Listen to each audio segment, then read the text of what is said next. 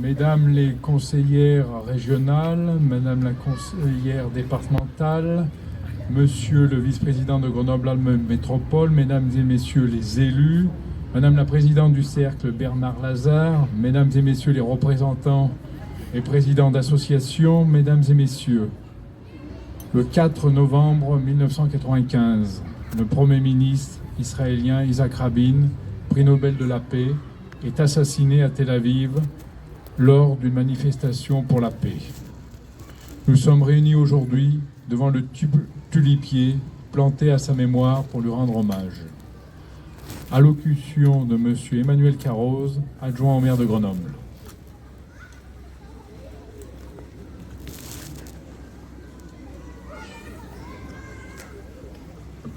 Mesdames les conseillères régionales, Madame la conseillère départementale, Monsieur le vice-président de Grenoble-Alpes Métropole, Monsieur le suppléant d'Elisa Martin, député de l'Isère, Monsieur le délégué diocésain représentant l'évêque du diocèse de Grenoble-Vienne, Mesdames et Messieurs les représentantes d'associations. Je note que les associations sont très bien représentées aujourd'hui et ça fait chaud au cœur. Mesdames et Messieurs, j'ai toujours pensé qu'une majorité du peuple aspirait à la paix et était prête à prendre des risques pour elle. Voilà le message d'espoir que portait Yitzhak Rabin dans le dernier discours qu'il a prononcé le 4 novembre 1995, quelques minutes avant que Yigal Amir ne le tue de 2 balles dans le dos. Ce soir du 4 novembre 1995, 100 000 personnes sont rassemblées à Tel Aviv pour manifester en faveur de la paix. Lorsqu'Yitzhak Rabin, cet homme droit, juste, courageux, chef de guerre ayant abandonné son habit pour celui de la politique, est mort, c'est un processus de paix qui a été interrompu. Celui qui portait l'espoir d'un dialogue d'égal à égal entre Israël et Palestine. Ce dialogue d'ouverture d'Yitzhak Rabin l'a entretenu avec Yasser Arafat, qui était jusqu'alors son ennemi. Cette discussion inédite, cette façon de faire un pas vers l'autre a abouti aux accords d'Oslo le 13 septembre 1993 et un prix Nobel de la paix conjoint pour Shimon Peres, Yasser Arafat et Yitzhak Rabin. Cette poignée de main n'a pas suffi à endiguer la montée des oppositions grandissantes dans les deux camps. En ce jour d'hommage sous le tulipier, nous nous souvenons que l'assassinat d'Yitzhak Rabin a marqué l'arrêt du processus de paix qui semblait jusqu'alors le plus optimiste. Aujourd'hui, un an après les événements terribles du 7 octobre 2023, les faits semblent être le miroir de ce coup d'arrêt. Alors que les otages ne sont pas libérés, alors que la bande de Gaza est devenue une prison à ciel ouvert où meurent femmes, hommes et enfants, la situation est sombre. Nous sommes ici rassemblés. Nous voulons considérer les accords d'Oslo comme un précédent et la mémoire d'un possible. Ce possible, en tant que ville, nous y contribuons. Nous embrassons la cause de la paix avec détermination et conviction pour vivre dans un monde juste, solidaire, respectueux des cultures. C'est ainsi que nous avons choisi de mener notre politique publique à Grenoble. Depuis le 7 octobre dernier, nous choisissons de répondre présent à Grenoble, ville d'hospitalité et ville Creuset, en rencontrant, en soutenant régulièrement les associations comme aujourd'hui le Cercle Bernard Lazare et les autres associations. J'ai vu qu'il y avait également, pour un judaïsme pluraliste présent, il y a également l'association des étudiants juifs de France qui est présente aujourd'hui. Nous allons également recevoir les guerrières de la paix tout à l'heure. Nous mettons chaque année également l'auditorium du musée à disposition pour la remise du prix Louis Blum. Nous dénonçons inlassablement les massacres, les victimes civiles, prenant la paix comme éternelle boussole. Nous œuvrons au rapprochement de Grenoble avec les autres villes et avons rencontré récemment, la semaine dernière au Japon, à Hiroshima, les représentants de l'association Nihon Idankyo, lauréat 2024 du prix Nobel de la paix. Nous espérons les accueillir à Grenoble l'année prochaine. Lorsque notre ville s'établit comme ville refuge pour les personnes venues des pays en guerre, lorsque notre ville agit pour les transitions, pour le dialogue avec d'autres villes à l'international au travers d'initiatives communes, nous œuvrons pour la compréhension, nous œuvrons pour l'empathie. Ce sont les premiers pas vers la paix. Lorsque nous, ville compagnons de la Libération, dont le maire co-préside cette année l'ordre, commémorons les 80 ans de la libération de Grenoble, c'est à la mémoire de l'horreur des persécutions subies par les hommes, les femmes et les enfants juifs que nous transmettons pour qu'elles ne se reproduisent plus. Nous dénonçons et dénoncerons inlassablement l'instrumentalisation de l'antisémitisme par cet irresponsable politique à la mémoire courte pour s'en prévaloir comme prétexte pour attiser la haine envers d'autres communautés. Nous, en effet, nous agissons en soutien de l'ensemble des communautés présentes sur notre territoire, y compris bien évidemment la communauté juive, au jour le jour, et pour faire que nos lieux d'espace, de dialogue, soient de véritables lieux d'échange. Enfin, lorsque nous transmettons la mémoire de celles et de ceux qui se sont battus, qui ont résisté et qui sont morts en héros pour que notre pays, pour que notre continent soit aujourd'hui libre en paix, c'est au nom de cette même paix que nous agissons. Je vous remercie.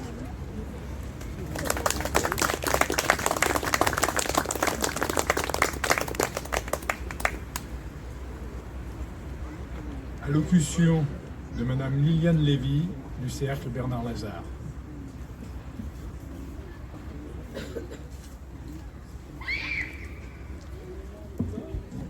Bien, bonjour, je salue, je ne reprends pas, je m'en excuse, tous les élus et toutes les personnalités qui sont ici présentes, mais je remercie toutes les personnes qui se sont déplacées et je voudrais surtout remercier aussi nos invités, un petit peu nos invités d'honneur. C'est Fatim qui représente ici les guerrières de la paix et Yuval qui représente le forum des familles endeuillées.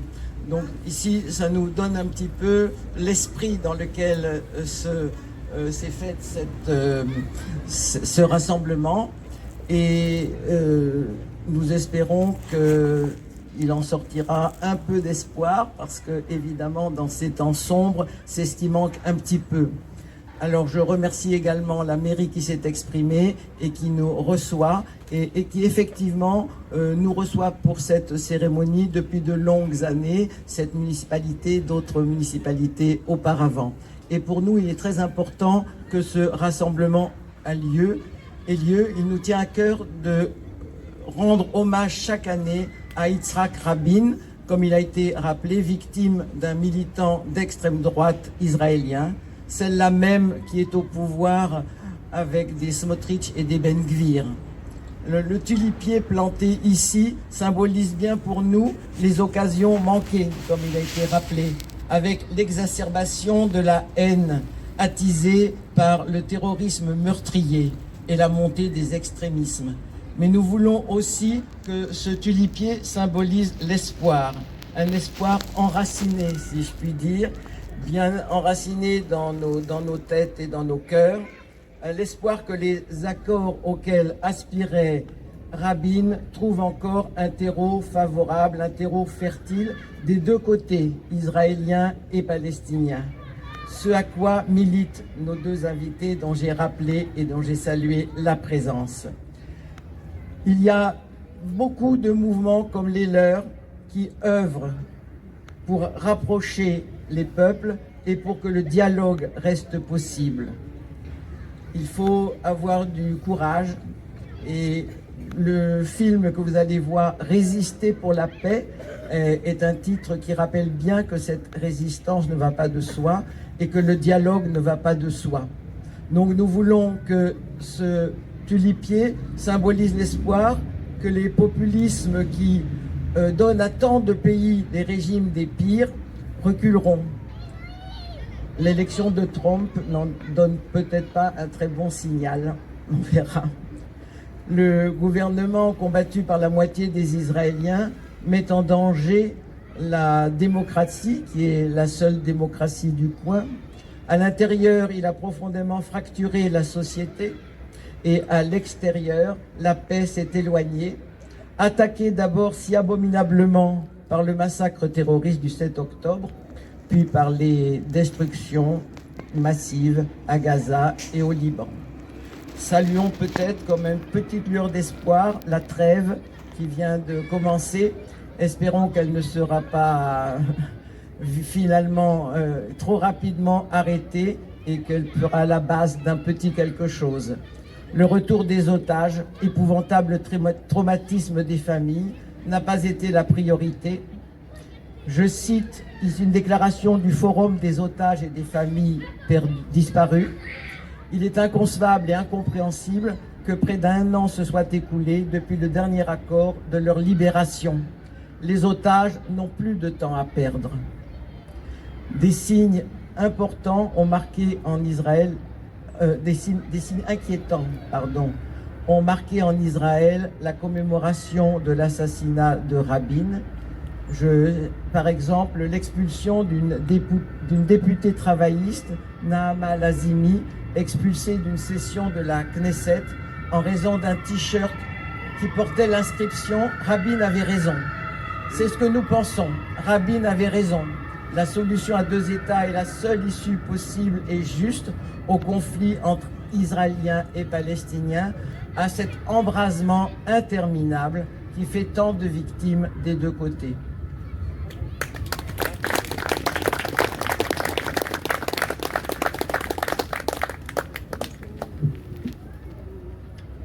Allocution de Gabriel Fleury et de Ariana Chawat de l'Union des étudiants juifs de France.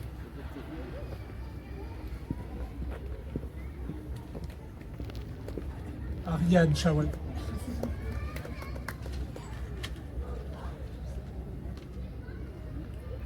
Bonjour à tous.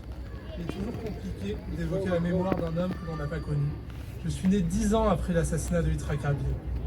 En novembre 2005, c'était près de 200 000 personnes qui défilaient pour lui rendre hommage. Force est de constater que depuis, la mémoire de Rabin est de moins en moins honorée. C'est désolant, car en tant que représentant des étudiants juifs de France de Grenoble, témoin de la montée des violences de tous bords, je pense qu'il est crucial de commémorer ceux qui se sont battus contre la haine, pour la paix, ceux qui ont connu l'horreur de la guerre et qui ont su que seule la diplomatie permettra de ne pas y ressombrer. Alors oui, je n'ai pas connu Rabin, mais j'ai grandi avec lui, avec ses accomplissements, avec sa vision de l'avenir. Grâce à lui, lors de mes 9 années passées en Israël, j'ai pu vivre sereinement avec mon voisin jordanien. Ani ma'amin sheyesh sikouy leshalom, sikouy gadol. Ces mots prononcés par Rabin, 2 heures avant sa mort, signifient « Je crois qu'il y a une possibilité de paix, une grande possibilité ». Préserver la mémoire de Rabin, c'est aussi ne jamais cesser d'y croire, encore plus dans ces moments si durs. Merci.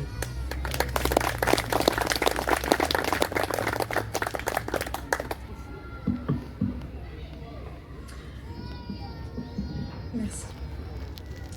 Mesdames et messieurs, aujourd'hui, nous nous rassemblons pour honorer la mémoire de Yitzhak Rabin. Un homme de courage, un visionnaire, un bâtisseur de paix. Et pourtant, en célébrant son héritage, une pensée s'impose. Et si Yitzhak Rabin n'avait pas été assassiné ce soir tragique de novembre 1995? Et si son projet de paix, fragile mais audacieux, avait survécu à la haine et au radicalisme? Peut-être vivrions-nous dans un monde où les enfants d'Israël et de Palestine jouent ensemble, plutôt que de grandir dans la peur. Un monde où la coexistence ne serait pas un rêve, mais une réalité. Mais l'histoire a choisi un autre chemin. L'assassinat de Rabin a brisé un élan, un espoir, laissant un vide que la violence a rempli. Le 7 octobre 2023, cette violence s'est manifestée de la manière la plus brutale. Le massacre impitoyable de civils juifs. Ces images insoutenables qui rappellent les heures les plus sombres de notre histoire. Alors, en ce jour où nous nous souvenons de Yitzhak Rabin, en tant que vice-présidente de la section de l'UEJF de Grenoble, je veux dire ceci. Nous avons le devoir de poursuivre son rêve, refuser la haine, refuser l'extrémisme, y compris aujourd'hui où tout nous pousse à nous radicaliser. Travailler pour un avenir où les accords signés ne seront pas trahis dans le sang. Un avenir dans lequel l'espoir vivra. Merci.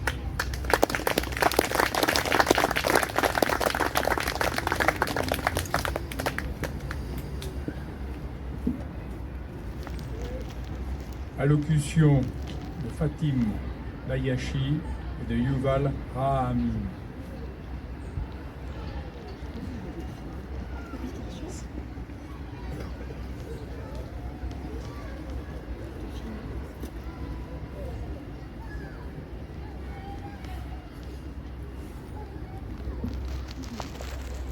Bonjour. Monsieur l'adjoint au maire, Mesdames et messieurs les conseillers régionaux, c'est un honneur pour moi aujourd'hui de pouvoir saluer la mémoire de Yitzhak Rabin. Cet homme visionnaire, comme vous l'avez rappelé, dont le courage et dont le parcours nous oblige. Le courage de celles et ceux qui militent en Israël et en Palestine pour une paix juste et durable. Le courage de celles et ceux qui sont endeuillés et entravés par le conflit et qui continuent de résister, de se battre et de militer. Leur courage nous oblige. Je suis là aujourd'hui au nom des guerrières de la paix. Souvent on nous dit guerre, faire la guerre pour faire la paix, c'est un oxymore. Non, au contraire. Nous sommes absolument convaincus que le combat pour la paix est aujourd'hui encore plus que jamais le seul combat qui vaille. Cela fait un peu plus d'1 an que nous observons le Proche-Orient s'enliser dans l'horreur. Depuis ce matin du 7 octobre, nous avons ouvert les yeux sur les images d'un massacre innommable.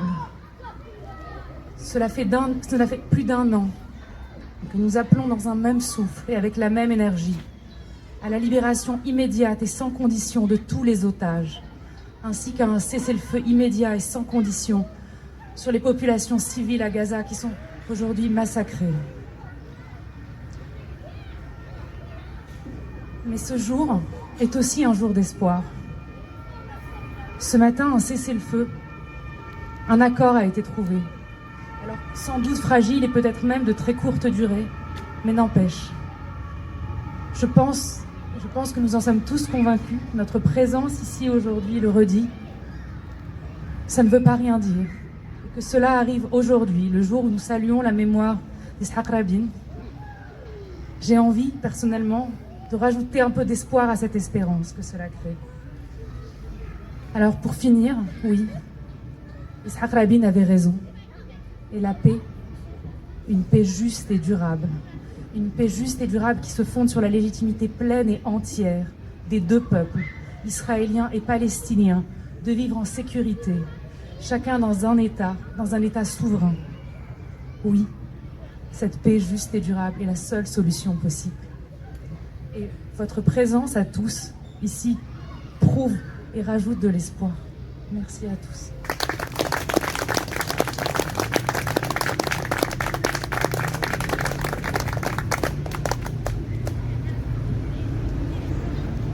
Bonjour et merci de nous avoir ici.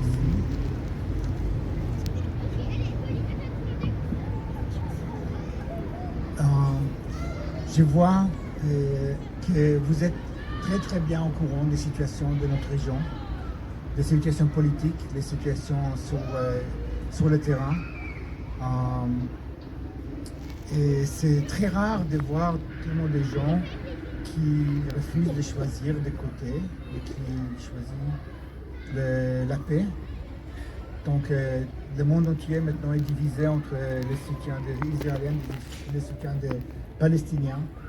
Et nous, en tant que famille endeuillée israélo-palestinienne, organisation d'à peu près, on était 700 avant la guerre, maintenant on approche de 800 membres, familles qui ont perdu quelqu'un dans ces conflits.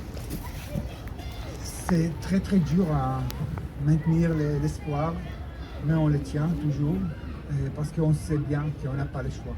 On n'a pas le choix de se laisser pour le désespoir. Donc on continue à diffuser dans notre société, les Israéliens et les Palestiniens, la possibilité de réconciliation, la possibilité de la paix. Parce que, comme dit un collègue, on n'a pas le choix, on n'a pas d'autre choix. Et même si ça va prendre encore 10 ans ou 20 ans, finalement on aura la paix, on aura la dignité pour le peuple et la liberté et la sécurité. Donc merci de nous avoir ici ce soir et bon courage parce que c'est ce qu'on a besoin maintenant. Merci.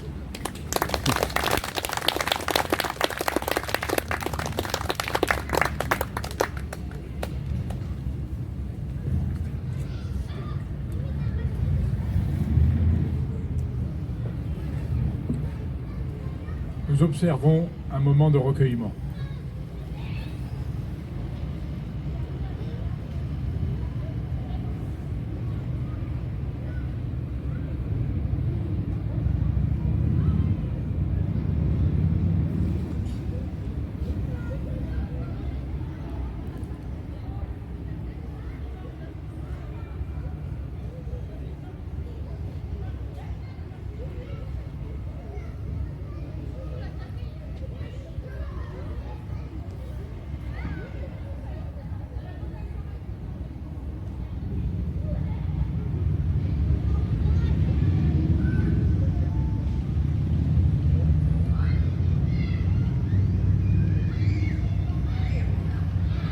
Merci. Mesdames et messieurs, la cérémonie est terminée. Je vous rappelle la projection débat du film Résister pour la paix qui aura lieu ce soir à 18 h dans les salons de l'Hôtel de Ville. Bonne fin d'après-midi.